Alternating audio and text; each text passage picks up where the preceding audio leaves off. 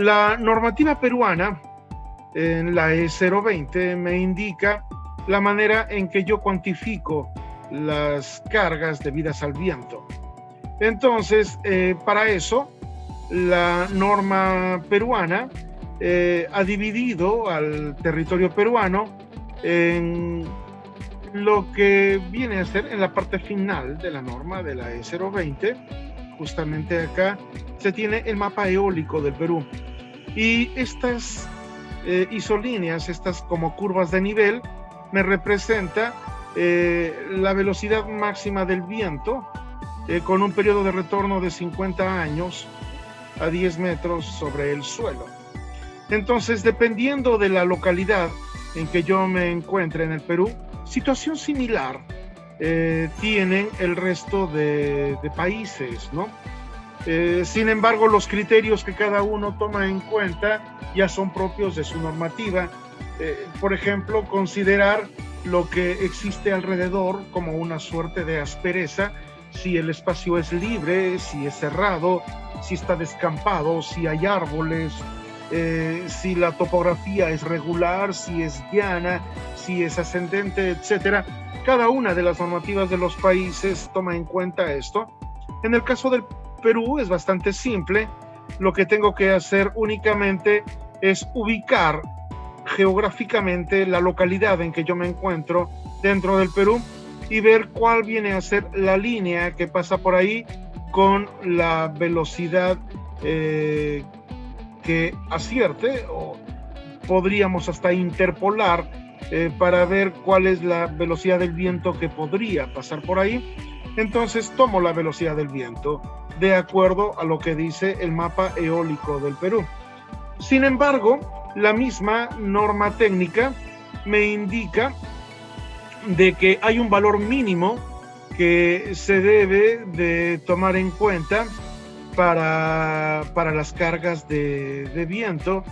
Me parece que dice que lo mínimo que debe de considerarse es de 75 kilómetros por hora, como la velocidad de viento. O sea, si en alguna localidad X se tiene que en el mapa eólico del Perú figura que la velocidad máxima con un periodo de retorno de 50 años es de, no lo sé, 60 kilómetros por hora, yo no puedo tomar ese valor, ya que justamente la norma me indica de que el valor mínimo, a pesar que el mapa eólico pueda decir que hay un valor menor, yo debo de considerar los 75 kilómetros por hora.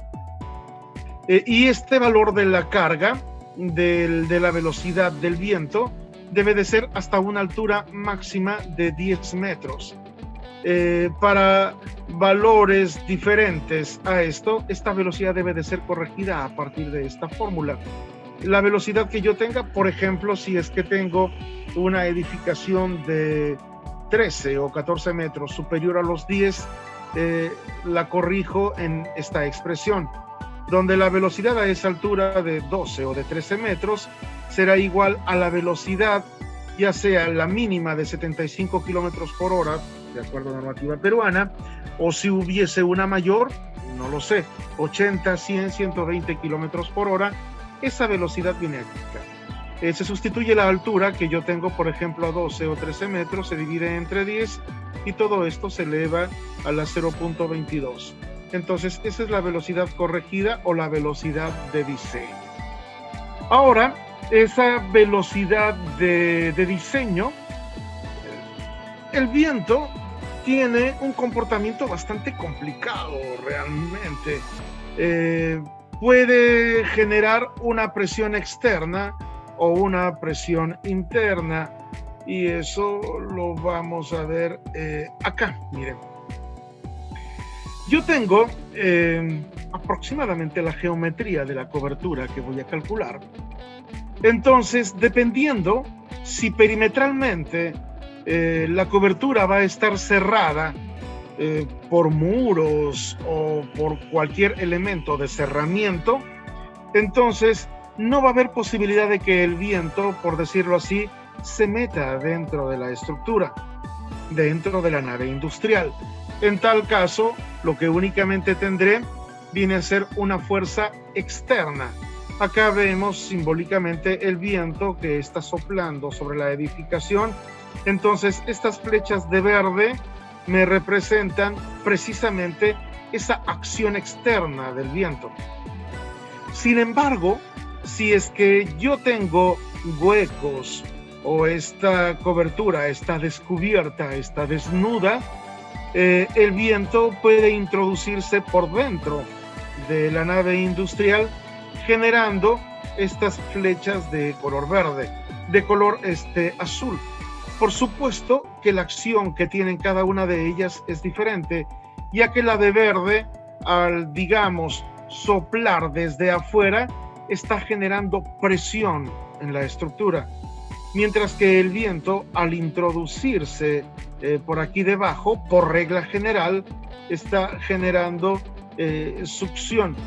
Esta fuerza o esta presión de color verde lo que hace es aplastar o comprimir a este lado de la estructura, ¿no? De la cobertura metálica, mientras que la acción interna del viento genera succión, desprendimiento, levantamiento.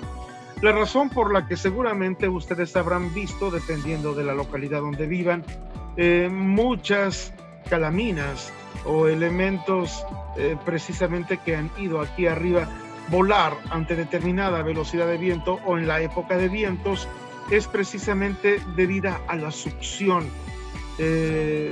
Esta fuerza, cuando es de succión, trata de levantar, y por supuesto cuando ha habido una mala manera de fijación de esa cobertura aquí, se han sido llevados a cabo mediante procesos no correctos o al menos no recomendados. Lo que se tiene es que esos tirafones, esos clavos, esos elementos que se usan para fijar la cobertura aquí en el arco, justamente se oxidan, entran en un proceso de corrosión. Si es soldadura y está mal diseñada y no tiene mantenimiento, se va deteriorando con la humedad, con la intemperie, con el paso del tiempo.